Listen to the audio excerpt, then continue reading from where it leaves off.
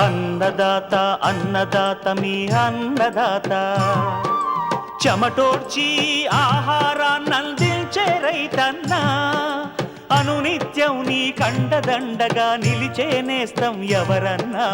అన్నదాత అన్నదాత మీ అన్నదాత.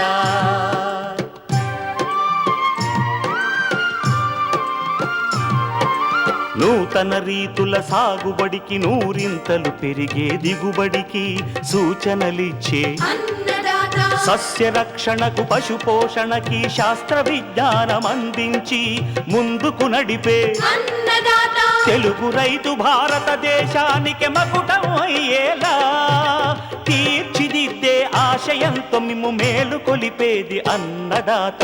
అన్నదాత అన్నదాత మీ అన్నదాత. అన్నదాత అన్నదాత మీ అన్నదాత. అన్నదాత ప్రేక్షకులకు నమస్కారం. ఈనాటి ముఖ్యాంశాలు. వేసవి నువ్వులో ప్రస్తుత చర్యలు, కొమ్మ కత్తిరింపుల ద్వారా ఆలుగడ్డ ప్రవర్ధనం, విత్తన మోతాదును తగ్గించే నూతన విధానం మంచి సత్ఫలితాలనిచ్చిందంటున్న కొండా లక్ష్మణ్ విశ్వవిద్యాలయం శాస్త్రవేత్తలు. పండ్ల తోటల్లో పిండి నల్లి నివారణ. ఇంకా జై కిసాన్ వ్యవసాయ సమాచారం.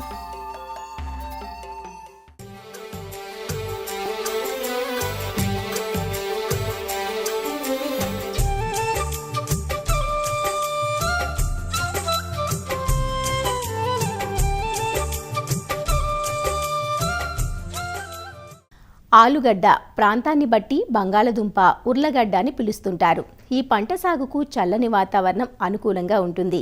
ముఖ్యంగా తెలంగాణలో మెదక్, సంగారెడ్డి, జహీరాబాద్, రంగారెడ్డి, నల్గొండ జిల్లాల్లోనూ, ఆంధ్రప్రదేశ్లో విశాఖపట్నంలోని అరకు, చిత్తూరు జిల్లాల్లోని మదనపల్లి పరిసర ప్రాంతాల్లో ఆలుగడ్డను రబీ పంటగా అక్టోబర్లో విత్తి సాగు చేస్తారు.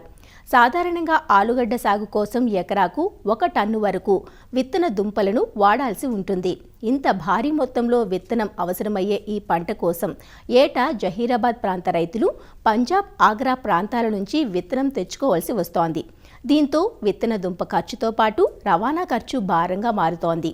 దీనిని అధిగమించడానికి బంగాళదుంపను కొమ్మ కత్తిరింపుల ద్వారా సాగు చేసే నూతన సాంకేతిక పద్ధతిపై సంగారెడ్డి ఫల పరిశోధన స్థానంలో ప్రయోగాలు చేశారు.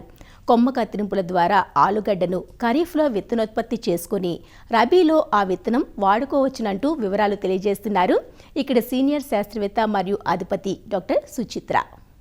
ఆలుగడ్డ విస్తరిస్తుంది మన తెలంగాణలో. సో రంగారెడ్డి, మెదక్, జహీరాబాద్ ఈ ప్రాంతాల్లో చాలా వరకు ఈ యొక్క ఆలుగడ్డ అనేది విస్తీర్ణం ఎక్కువ పెరుగుతూ ఉంది. సో విత్తన దుంపలు అనేది మన దగ్గర అందుబాటులో లేదు. ఇవి రైతాంగం ఆగ్రా నుంచి, పంజాబ్ నుంచి తీసుకొచ్చి ఇక్కడ వరకు తీసుకొచ్చి దీన్ని సాగు చేయడం అనేది జరుగుతుంది. ప్రధానమైన సమస్య సో విత్తన దుంపల అందుబాటులో లేకపోవడం, అంతేకాకుండా దాని ట్రాన్స్పోర్టేషన్ కాస్ట్, అంటే అక్కడ విత్తన దుంపల కాస్ట్ ఖర్చుతో పాటు అక్కడి నుంచి ఇక్కడ తీసుకొచ్చే ట్రాన్స్పోర్ట్ కాస్ట్ కూడా చాలా అధికంగా ఉంటుంది. అయితే దీన్ని అధిగమించడం కోసం కర్ణాటక, బెంగళూరు ప్రాంతంలో ఒక కొత్త నూతన టెక్నాలజీని ప్రవేశపెట్టడం జరిగింది. అదేంటంటే ఇప్పుడు కొమ్మ కత్తిరింపుల ద్వారా ఈ ఆలుగడ్డని సాగు చేయడం. అయితే ఈ కొమ్మ కత్తిరింపులు సో టెర్మినల్ కట్టింగ్స్, అంటే కొమ్మ చివర్లు మాత్రమే కేవలం ఒక కనుపు ఉండేలాగున ఆ కట్టింగ్స్ తీసుకొని వాటిని ప్రోట్రేస్లో ఒక 15 రోజుల వరకు దాన్ని పెంచి దాని తర్వాత ప్రధాన పొలంలో నాటడం జరుగుతుంది. ఈ యొక్క కొత్త పద్ధతి మన తెలంగాణలోకి అనువైందా కాదా అని టెస్ట్ చేయడం కోసం ఫల పరిశోధన స్థానం అవకడ మధ్యలో మేము దీన్ని కనుపు కత్తిరింపుల ద్వారా మేము ప్రయోగాత్మకంగా చేయడం జరుగుతుంది. ఇది 70 రోజుల పంట. సో 70 రోజులు చూసుకున్నట్లయితే మనకి మీడియం సైజ్ ట్యూబర్స్ ఇప్పటి వరకు ఒక 3 నుంచి 4 వరకు రావడం జరిగింది. అయితే దీన్ని మామూలుగా అన్ని పద్ధతుల్లాగానే నాటుకోవాలి. అయితే బోధల పద్ధతిలో నాటుకుంటే 20 సెంటీమీటర్ల నుంచి 30 సెంటీమీటర్ల ఎడంలో ప్రతి ఒక్క కొమ్మ కత్తింపు అనేది వేరు పుట్టిన తర్వాత నాటుకొని, సో దానికి మనము డ్రిప్ అమర్చుకోవచ్చు. సో డ్రిప్ లేకపోతే కాలువల పద్ధతి ద్వారా కూడా నీరు పారించవచ్చు. ఈ యొక్క కొమ్మ కత్తిరింపులకి హ్యూమిక్ యాసిడ్ అనే మందుని, అంటే అదొక గ్రోత్ హార్మోన్, అది 5 గ్రాములు 1 లీటర్ నీటి కలిపి మనము భూమిలో డ్రెంచ్, అంటే మొక్కల మొదలకి ఇచ్చుకున్నట్లయితే ఆరోగ్యవంతంగా పెరిగి మంచి దిగుబడి వచ్చే అవకాశం ఉంటుంది. సో ఇప్పటివరకైతే పెద్దగా మేము సమస్యలు అనేది పురుగులు కానీ తెగులు కానీ సమస్యలు చూడలేదు. అయితే దీంట్లో 3 వెరైటీస్ కుఫ్రీ బాద్షా, కుఫ్రీ చిప్సోనా, కుఫ్రీ కరణ్, ఈ 3 వెరైటీస్ కూడా ఇక్కడ మామిడి అంతర పంటగా మేము ఇక్కడ ప్రయోగం చేయడం జరిగింది. పావు ఎకరం వరకు మనం ఈ పరిశోధన అనేది చేయడం జరిగింది. నవంబర్ 2వ పక్షంలో దీన్ని నాటి ఈ జనవరి ఎండింగ్లో ఫిబ్రవరి ఫస్ట్ వీక్లో దీన్ని హార్వెస్ట్ చేయడం అనేది జరిగింది. ఈ కత్తిరింపుల ద్వారా చేసిన యొక్క ఆలుగడ్డ, సో ప్రతి మొక్కకి ఒకటేమో లార్జ్ సైజు ట్యూబర్స్, సో ఇలాంటి దుంపలు, అంటే లార్జ్ సైజ్ అంటే 80 నుంచి 100 గ్రాముల డయామీటర్ ఉన్నది, వెయిట్ ఉన్నది. ఒక 3 నుంచి 4 వరకు మీడియం సైజు, అంటే మధ్యస్థంగా ఉండే సైజు. అలాగే ఒక చిన్న దుంపలు, సో ఇది 25 గ్రాముల కంటే తక్కువ బరువు తూగే ఒక 4-5 రావడం జరిగింది ఒక ప్రతి మొక్కకి. అయితే ఒక 10 స్క్వేర్ మీటర్ల ప్లాట్ చూసినట్లయితే దీనికి ఒక 20 కేజీల వరకు ఒక దిగుబడి అనేది రావడం జరుగుతుంది. అయితే ఇది కేవలం ప్రయోగంలోనే ఉన్నది. 30 సెంటీమీటర్ల స్పేసింగ్లో మేము ప్రయత్నించినప్పుడు అది దిగుబడి అనేది కొంచెం ఎక్కువగా కనిపించింది. మళ్ళీ వచ్చే సంవత్సరం 15 సెంటీమీటర్లు లేకపోతే 20 సెంటీమీటర్ల ఒక స్పేసింగ్తో మేము ట్రై చేసి ఆ యొక్క ఎక్స్పెరిమెంట్లో ఎదక దిగుబడి వస్తుందా లేదా అనేది, అంటే ఇది ప్రయోగాత్మకంగానే ఉంది కాబట్టి మొత్తానికైతే ఈ యొక్క ప్రయోగం అనేది సక్సెస్ అనేది చెప్పుకోవచ్చు. దీని నుంచి వచ్చిన దుంపలు కేవలం విత్తన దుంపలే. ఈ విత్తన దుంపల ద్వారా మనము వచ్చే సంవత్సరం వీటిని నాటి దీని ద్వారా మనకి దుంపలు అనేది రావడం జరుగుతుంది. అయితే ముఖ్యంగా ఆలుగడ్డ సాగులో చూసినట్లయితే దీని యొక్క దుంపని మనం నార్త్ ఇండియా నుంచి ఉత్తర భారతదేశం నుంచి తీసుకొస్తాం కాబట్టి ట్రాన్స్పోర్ట్ కాస్ట్ ఏదైతే ఉందో రవాణా ఖర్చులు అనేది చాలా అధికంగా ఉంటాయి. అయితే ఈ యొక్క కాండపు కత్తిరింపుల ద్వారా చేసినట్లయితే చాలా వరకు మనం సాగు ఖర్చును అనేది చాలా వరకు తగ్గించుకోవచ్చు. అయితే ఇది ఖరీఫ్లో చేసినట్లయితే ఖరీఫ్ నుంచి వచ్చిన దుంపలు మనం రబీలో వేసుకొని ఆ రబీలో పంటను అనేది మనం పొందుకోవచ్చు. అయితే ఈ యొక్క కాండపు కత్తిరింపుల ద్వారా ఒక అడ్వాంటేజ్, ఒక లాభం ఏంటంటే ఇది మనం ఖరీఫ్లో కూడా వేసుకోవచ్చు. సో ఖరీఫ్లో అధిక వర్షాల వల్ల కొంచెం వరకు వాతావరణం అనేది చల్లబడుతుంది. సో దాని ద్వారా కూడా దుంపలు అనేది ఏర్పడతాయి.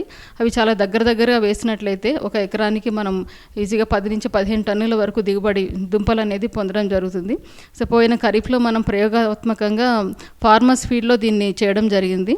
సో కుఫ్రీ హిమాలిని అనే వెరైటీతోని యొక్క గడ్డలు దుంపలు అనేది రావడం జరిగింది. సో పెద్ద సైజు దుంపలు, మీడియం సైజు దుంపలు కూడా రావడం జరిగింది.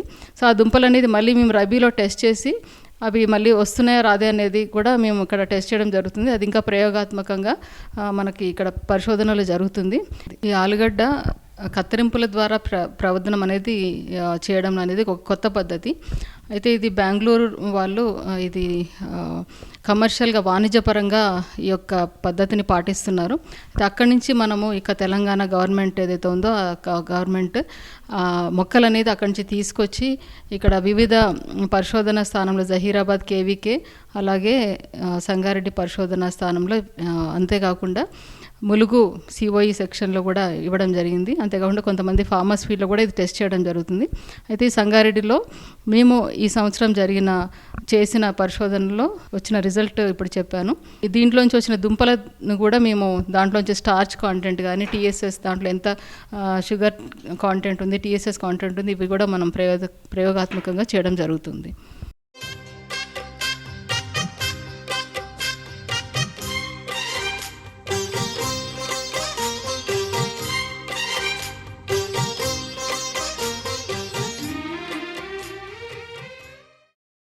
పిండి నల్లి సుమారు అన్ని పంటలను ఆశించి తీవ్రస్థాయిలో నష్టం కలిగిస్తున్న రసం పీల్చు పురుగు. ప్రత్తి, చెరకు వంటి పంటలను, పెరట్లో పెరిగే మందారం వంటి పూల చెట్లనే కాకుండా ఈ పిండి నల్లి ముఖ్యంగా పండ్ల తోటలైన మామిడి, జామ, బొప్పాయి, సపోటా, అరటి, ద్రాక్ష, సీతాఫలం వంటి పండ్ల తోటలను తీవ్రంగా ఆశించి అపార నష్టాన్ని కలుగజేస్తాయి. పండ్ల దిగుబడిని, కాయ నాణ్యతను గణనీయంగా తగ్గించి వేస్తాయి. పిండి నల్లి నివారణకు చేపట్టాల్సిన సమగ్ర సస్యరక్షణ యాజమాన్యం గురించి ఈనాటి అన్నదాతలో తెలుసుకుందాం. పిండి పురుగులు లేత గులాబీ రంగులో ఉండి తెల్లని దూది వంటి పిండిలాంటి పదార్థంతో కప్పబడి ఉంటాయి. ఉష్ణోగ్రత ఎక్కువ ఉండి తేమ ఎక్కువ ఉండే సమయం వీటి వ్యాప్తికి అనుకూలం. తల్లి పురుగులు చెట్ల పాదుల్లోని మట్టిలో గుడ్లు పెడతాయి. వీటి గ్రుడ్లు అండాకారంలో ఉండి గులాబీ రంగు నుంచి తర్వాత పసుపు పచ్చ రంగుకు మారుతాయి. ఒక తల్లి పురుగు సుమారు 300 నుంచి 400 గుడ్లను పెడుతుంది. గుడ్ల నుంచి ఎదిగిన పిల్ల పురుగులు మొక్కల కాండం ద్వారా పైకి ఎగబాకి లేత రెమ్మలు, కాయల తొడిమెలపై గుంపులుగా చేరి రసాన్ని పీలుస్తాయి. పిందెలను, ఎదిగిన కాయలను ఆశించి నష్టపరుస్తాయి. ఈ పురుగు జీవిత చక్రం 30 నుంచి 45 రోజులలో పూర్తి చేసుకుంటుంది. ఈ పురుగులు రెమ్మలు, తొడిమలు, కాయలపై గుంపులుగా చేరుతాయి. రెమ్మలు, కాయల నుంచి రసాన్ని పీల్చేసి కాయల ఎదుగుదలను తగ్గేలా చేయడమే కాకుండా కాయలు బలహీనపడి రాలిపోయేలా చేస్తాయి. ఇవి తేనె వంటి జిగట పదార్థాన్ని వదలటం వల్ల కాయలపై చీమలు తిరుగుతూ ఉండటం, కాయలపై నల్లటి మసి తెగులు వ్యాప్తి చెందటాన్ని గమనించవచ్చు. మసి తెగులు వల్ల కిరణజన్య సంయోగక్రియ జరుగదు. పిండినల్లి పురుగులు మార్చి నెలలో చెట్లపైకి ఎగబాకి ఏప్రిల్లో ఎక్కువగా నష్టపరుస్తాయి. ఇవి కాయ నాణ్యత, దిగుబడిని తగ్గిస్తాయి. పిండినల్లి పండ్ల చెట్లనే కాకుండా వయ్యారి భామ, సుబాబుల్, గడ్డి చామంతి, కార్పెట్ వీడి వంటి కలుపు మొక్కలపై ఎక్కువగా ఆశిస్తుంది. అందువల్ల తోటల్లో ఇలాంటి కలుపు మొక్కలు లేకుండా చూడాలి. పిండినల్లి తీవ్రంగా ఉన్న కొమ్మలను ఎప్పటికప్పుడు కత్తిరించి నాశనం చెయ్యాలి. అలాగే చెట్టులో బాగా గుబురు కొమ్మలు, అడ్డదిడ్డంగా పెరిగిన కొమ్మలు, నేలకు తాకే కొమ్మలను, తెగుళ్లున్న కొమ్మలను కత్తిరించి చెట్టులో గాలి, వెలుతురు బాగా ప్రసరించేలా చూడాలి. తోటలో పరిశుభ్రతను పాటించాలి. కలుపు లేకుండా జాగ్రత్త పడాలి. పిండి నల్లుల వ్యాప్తికి చీమలు దోహదపడతాయి కనుక చీమ పుట్టలను నాశనం చెయ్యాలి. పిల్ల పురుగులు చెట్టుపైకి పాకకుండా చెట్టు మొదలు వద్ద కాండం చుట్టూ 30 సెంటీమీటర్లు వెడల్పు పాలిథీన్ పేపరు చుట్టి దానిపై గ్రీజు పూయాలి. దీనివల్ల భూమి నుంచి పురుగులు చెట్టు పైభాగానికి పాకలేవు. కాయలపై పురుగుల గుడ్ల ఆనవాలు గమనిస్తే వెంటనే క్లోరిపైరిఫాస్ 2.5 మిల్లీలీటర్లు, అజాడీరక్టిన్ కలిగిన వేప ఆధారిత మందు 5 మిల్లీలీటర్ల చొప్పున లీటరు నీటికి కలిపి పిచికారీ చెయ్యాలి. దీనివల్ల గుడ్లు పొదగకముందే చనిపోతాయి.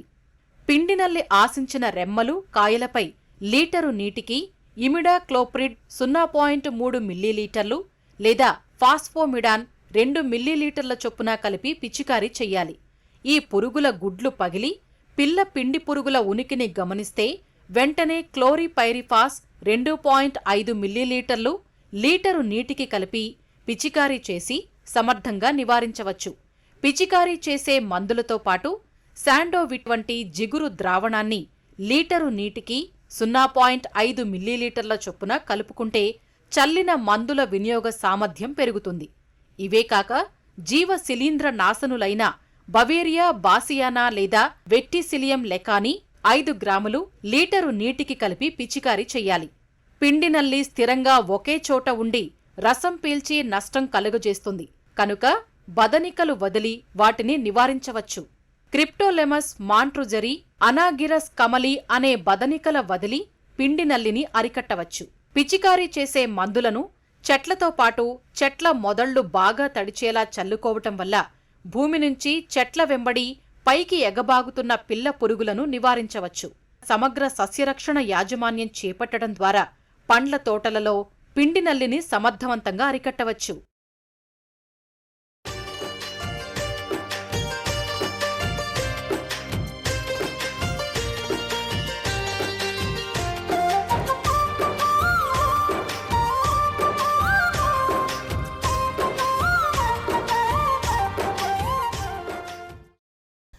తక్కువ సమయంలో తక్కువ వనరులతో తక్కువ ఖర్చుతో నికర ఆదాయాన్ని ఆర్జించే నూనె గింజల పంట నువ్వు. నువ్వును ఖరీఫ్, రబీ, వేసవి ఇలా 3 కాలాల్లోనూ సాగు చేసుకునే అవకాశం ఉన్నప్పటికీ వేసవి పంటగా సాగు చేసేటప్పుడు చీడపీడల బెడద తక్కువగా ఉంటుంది. సాధారణంగా వేసవి నువ్వును జనవరి 2వ పక్షం నుంచి ఫిబ్రవరి 1వ పక్షం వరకు విత్తుకుంటూ ఉంటారు. అలా విత్తిన పైరు ప్రస్తుతం పలు దశల్లో ఉంది. పెరుగుతున్న ఎండలకు ఈ పంట బెట్టకు గురయ్యే ఆస్కారం ఉంది. అంతేకాదు రసం పీల్చే పురుగులు, కొన్ని రకాల తెగుళ్లు కూడా ప్రస్తుతం పంటలో కనిపిస్తున్నాయి. పంట సున్నిత దశల్లో బెట్టకు గురికాకుండా చూడడంతో పాటు ఎరువుల వేత, సస్యరక్షణ పట్ల శ్రద్ధ చూపాలంటూ వివరాలు అందిస్తున్నారు ఆచార్య ఎన్జీ రంగా వ్యవసాయ విశ్వవిద్యాలయం, శ్రీకాకుళం జిల్లా నైరా వ్యవసాయ కళాశాల విస్తరణ విభాగం అధ్యాపకులు డాక్టర్ డి చిన్నమనాయుడు. మరి ఉత్తర కోస్తా జిల్లాలోను అలాగే రాష్ట్రంలో కూడా చాలా దగ్గరలో వేసవి నువ్వులు వేయటం అనేది జరిగింది. ఇప్పుడు పంట అంతా కూడా 20 రోజుల నుంచి 25 రోజులు దశలో ఉంది, అంటే శాఖే దశలో ఉంది.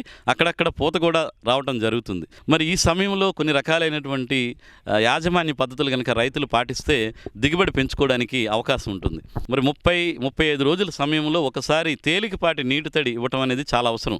నీరు పెట్టేటప్పుడు కాలువలు మడుల రూపంలో తయారు చేసుకొని నీరు పెట్టాల్సిన అవసరం ఉంటుంది. స్ప్రింక్లర్స్ని పెట్టుకొని ఒక 4-5 సెంటీమీటర్లు నేల తడిచే విధంగా, అంటే నానిన విధంగా నీటి యాజమాన్యాన్ని తప్పనిసరిగా చేయాల్సి ఉంటుంది. అదేవిధంగా పోషక యాజమాన్య విషయంకి వస్తే మరి ఇప్పుడు నీరు కట్టే వాళ్ళైతే ఎకరానికి ఒక 15 కిలోల వరకు యూరియా, ఒక 10 కిలోల పొటాష్ని పైపాటుగా చల్లి మనం నీరు ఇచ్చిన ముందు లేదంటే ఇచ్చిన తర్వాత వేసుకుంటే కనుక సరిపోతుంది. స్ప్రింక్లర్లు పెట్టుకునే అవకాశం లేని వాళ్ళు పైపాటుగా నీటిలో కరిగేటువంటి ఈ పోషకాలు మనకి 19 కానీ లేదంటే 13-0-45 అని ఉంటుంది. ఈ రెండిట్లో ఏదో ఒక దాన్ని 5 గ్రాములు 1 లీటర్ నీటికి కలిపి 1 నుంచి 2 దపాలు కనుక మనం పిచికారి చేయగలిగితే దిగుబడి సుమారుగా 75 కేజీల నుంచి 100 కేజీల వరకు కూడా పెరగడానికి అవకాశం ఉంటుంది. ఇకపోతే ఇప్పుడు వేసవి కాలం కాబట్టి ఇప్పుడు చీడపీడల్లో ప్రత్యేకంగా రసం పీల్చే పురుగులు ఎక్కువగా పెరిగేటువంటి అవకాశం ఉంటుంది. ఎప్పుడైతే ఈ రసం పీల్చే పురుగులు వస్తున్నాయో దీంట్లో ఫిల్లోడి అని చెప్పేసి ఒక వైరస్ తెగులు కూడా వ్యాప్తి ఎక్కువగా జరుగుతుంది. ఈ ఫిల్లోడి తాలూకా లక్షణాలు ఎలాగుంటాయంటే పై ఆకులన్నీ కూడా ముడిసిపోయినట్టు అవుతుంది, మొక్క గిడసబారిపోయినట్టు పొట్టిగా ఉన్నట్టు ఉంటుంది. ఆ మొక్క నుంచి మనకి కాయలు రావు, దాని నుంచి ఎటువంటి పంట రాదు. కాబట్టి ప్రధానంగా ఈ వేసవి కాలంలో వేసేటువంటి నువ్వుల్లో రసం పీల్చే పురుగుల నివారణ కోసం వేప నూనె అయితే కనుక 5 మిల్లీలీటర్లు 1 లీటర్ నీటికి చొప్పున కలిపి పిచికారి చేసుకోవడం, లేదా అప్పటికే ఈ తెల్లదోమ కానీ తామర పురుగులు కానీ ఉన్నాయనుకుంటే ఫిప్రోనిల్ మందుని 2 మిల్లీలీటర్లు 1 లీటర్ నీటికి చొప్పున కానీ, లేదంటే మోనోక్రోటోఫాస్ అయితే కనుక 1.6 మిల్లీలీటర్లు 1 లీటర్ నీటికి చొప్పున కలిపి కానీ, లేదంటే ఇమిడాక్లోప్రిడ్ అనేటువంటి మందుని 0.4 మిల్లీలీటర్లు 1 లీటర్ నీటికి చొప్పున కలిపి పిచికారి చేసుకోవాలి. అదేవిధంగా ఈ శిలీంధ్ర తెగుళ్ళు కనుక చూసుకుంటే పక్షి కన్ను తెగులు అంటారు, యాంథ్రక్నోజ్ అని. మీకు మచ్చలు జేగురు రంగు మచ్చ ఉండి చుట్టూ గోధుమ కలర్ వలయాలుగా ఉండేటువంటి మచ్చలు మనకి ఆకుల మీద కనిపిస్తాయి.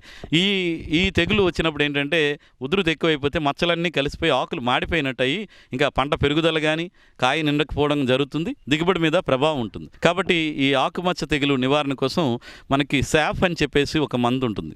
ఆ మందు 2 గ్రాములు 1 లీటర్ నీటికి కలిపి పిచికారి చేసుకోవడం కానీ, లేదంటే డైథెనమ్ 45 మ్యాంకో జబ్ అంటాం, ఆ మందైనా మనకి 2.5 గ్రాములు 1 లీటర్ నీటికి కలిపి మరి పిచికారి చేసుకుంటే ఈ పక్షి కన్ను తెగులు కూడా తగ్గి పంట దిగుబడి పెరగడానికి అవకాశం ఉంటుంది. ఇప్పుడు చెప్పుకున్నటువంటి యాజమాన్య పద్ధతులు కనుక పాటిస్తే మంచి దిగుబడులు తీసుకోవడానికి అవకాశం ఉంటుంది.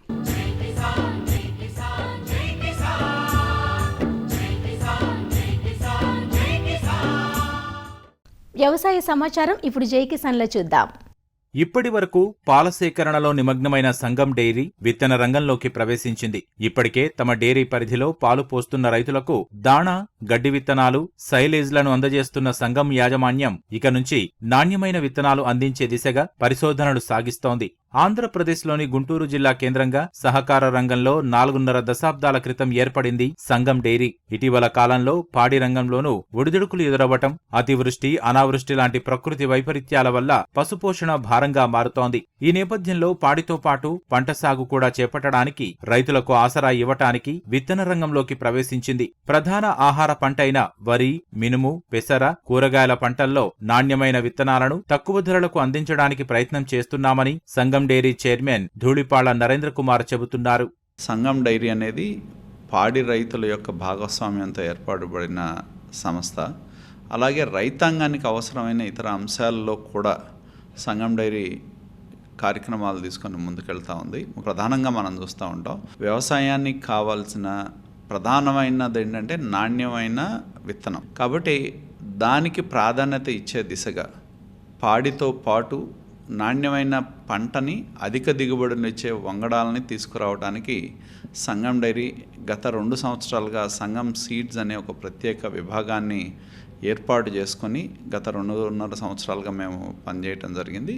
సంగం సీడ్స్ పేరు మీద కొత్త వంగడాలని మార్కెట్లోకి తీసుకురావటం, ముఖ్యంగా ఈ ప్రాంతంలో ఉన్న ధాన్యం కానివ్వండి, అలాగే అపరాలకు సంబంధించిన, కూరగాయలకు సంబంధించిన విత్తనాలు అభివృద్ధి చేసే దిశగా మేము వివిధ సంస్థలతో సమన్వయం చేసుకొని కొత్త వంగడాలని మార్కెట్లోకి తీసుకురావడానికి మేము ప్రయోగాలు చేస్తూ ఉన్నాం. ఈ మధ్యనే ప్రయోగాత్మకంగా ధాన్యానికి సంబంధించిన విత్తనాలు ఏవైతే ఉన్నాయో మా పాడి రైతులకి ప్రయోగాత్మకంగా మేము అందించడం జరిగింది.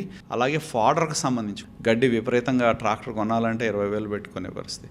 అందుకని పచ్చిగడ్డి అందుబాటులో తెచ్చే దిశగా కొత్త ఫాడర్ సీడ్స్ను కూడా బయట నుంచి మేము తీసుకొచ్చి వాటిని అభివృద్ధి చేసి రైతులకు అందించే దిశగా ఈ సీడ్ ప్రాజెక్టులో కూడా మేము తీసుకోవడం జరుగుతుంది.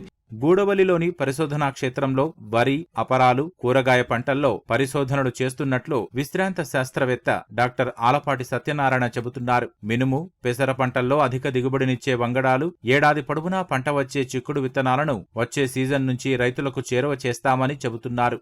ఇక్కడ పరిశోధనలో ముఖ్యంగా పాలిష్ గింజలుండి పల్లాకు తెగులు రాకుండా శ్రీ మినువులాగా ఒక్క మొక్క కూడా పాలిష్ రాంది మనం తయారు చేయాలనే దాన్ని దృష్టిలో పెట్టుకొని శ్రీని నందిని క్రాస్ చేయడం జరిగింది.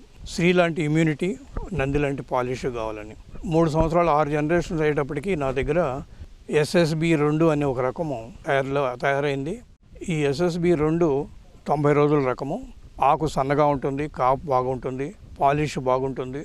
కాబట్టి దీన్ని పాలిష్ ఉండి పల్లాకు తెగులు రానిటువంటి రకం రూపొందించడంలో సఫలీకృతమయ్యామని చెప్పుకోవాలి.